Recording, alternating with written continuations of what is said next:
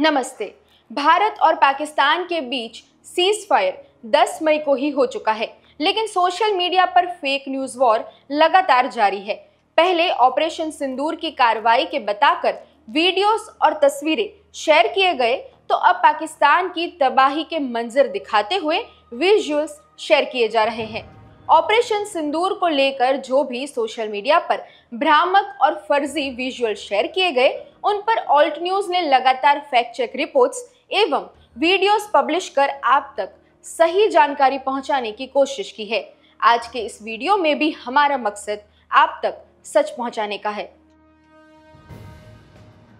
CNN का ये graphic हाल ही में कई यूजर्स ने शेयर किया। इनका कहना है कि ये ग्राफिक साफ तौर पर दिखा रहा है कि भारत और पाकिस्तान के बीच चल रहे तनाव में किसकी जीत हुई।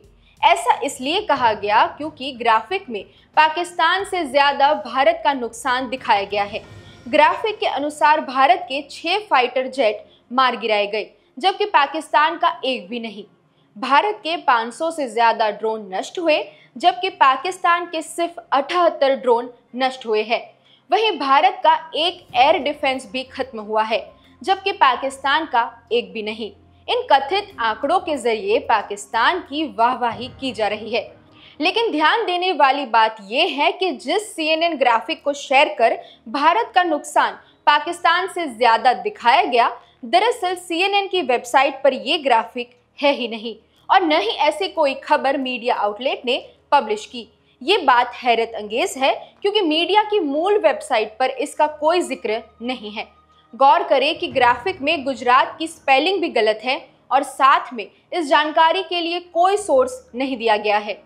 ऑल्ट न्यूज ने CNN के प्रवक्ता से भी बात की, जिन्होंने कहा कि तस्वीर के साथ छेड़छाड़ की गई है। CNN ने ऐसी कोई इंफॉर्मेशन पब्लिश नहीं की। PIB फैक्ट चेक ने भी इस ग्राफिक के फर्जी होने की जानकारी दी है।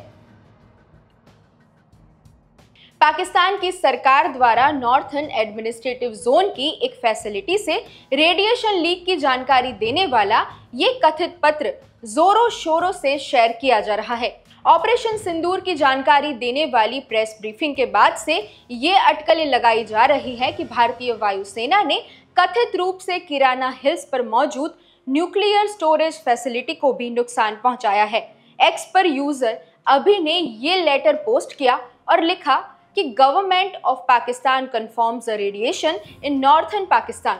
Amitabh Chaudhary, the Jaipur dialogues, the sphere report और नागेंद्र पांडे ने भी ये पत्र कुछ ऐसे ही दावे के साथ पोस्ट किया। कुछ ने इस लेटर के फर्जी होने का भी अंदेशा लगाया। Right wing propaganda website of India ने भी इस लेटर की जानकारी देते हुए ये रिपोर्ट पब्लिश की।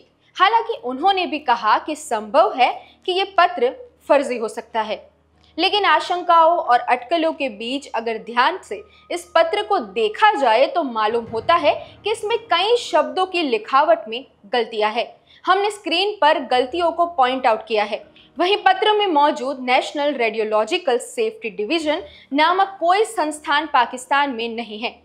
पाकिस्तान में nuclear energy, radio active sources और रेडिएशन की देखरेख करने वाली agency Pakistan nuclear regulatory authority है। वहीं इस कथित मेमो को जारी करने वाले मलिक असद रफीक के बारे में भी हमें कोई जानकारी नहीं मिली। ये सारी जानकारी सिर्फ एक बात की ओर इशारा करती है कि ये लेटर फर्जी है। ऑपरेशन सिंदूर की ब्रीफिंग के दौरान किराना हिल्स को लेकर पूछे गए सवाल पर भारतीय वायुसेना की ओर से ये जवाब दिया गया था। Is there a confirmation that we actually hit Kirana Hills, or we were careful of not to do any such thing? Thank you. Thank you for telling us that Kirana Hill houses some nuclear installation. We did not know about it. Okay. And we've not hit Kirana Hills, whatever is there. Okay. I did not brief in my briefing yesterday. Thank you. Ladies and gentlemen, Pakistan में तबाही दिखाने वाली ये एक और तस्वीर भी खूब शेयर की जा रही है। दावा किया गया कि रावलपिंडी स्टेडियम है जो ऑपरेशन सिंदूर के दौरान भारतीय ड्रोन हमले में क्षतिग्रस्त हो गया था। पाकिस्तान सरकार का बताकर ये लेटर शेयर करने वाले नागेंद्र पांडे और भाजपा समर्थक अमिताभ चौधरी ने ये तस्वीर भी इसी दावे के साथ पोस्ट की। लेकिन तस्वीर को ध्यान से देखने पर ऑल्ट न्यूज ने कुछ चीजें नोट की, जैसे कि ये पेड़ पौधे आर्टिफिशियल दिख रहे हैं, वहीं ये दीवार और जमीन एक दूसरे से जुड़ी हुई दिख रही है। AI डिटेक्टिंग टूल्स के इस्तेमाल से ऑल्ट न्यूज ने देखा कि ये तस्वीर AI की मदद से बनाई गई है। इसकी संभावना 96% है। हालांकि भारतीय ड्रोन के गिरने से रावलपिंडी स्टेडियम को नुकसान जरूर पहुंचा था और इसके कारण एक मैच को रोक दिया गया था, जिसके विजुअल्स इस रिपोर्ट में दिखाए गए हैं। लेकिन ये पूरी तरह से नष्ट नहीं हुआ था, जैसा कि वायरल तस्वीर के साथ दावा किया गया। पाकिस्तानी सैन्य ब्रीफिंग में जनरल अहमद ने भारतीय मीडिया की कवरेज को लेकर तंज कसे। उन्होंने दावा किया कि इंडियन मीडिया ने भारत और पाकिस्तान के तनाव के बीच गलत रूप से कई दावे चलाए थे।